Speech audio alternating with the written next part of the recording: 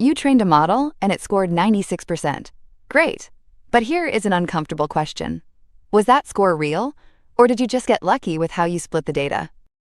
Normally, we split the data once, most of it to train on, a slice held back to test.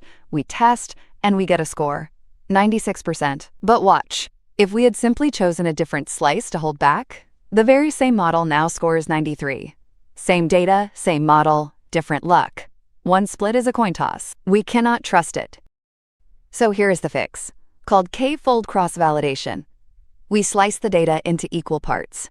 Let's use 5. We call them folds. Then we run 5 rounds.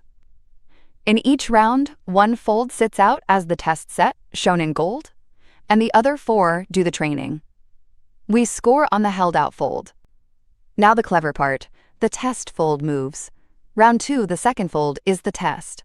Round 3, the third. And so on, until every single fold has taken its turn as the test set, exactly once.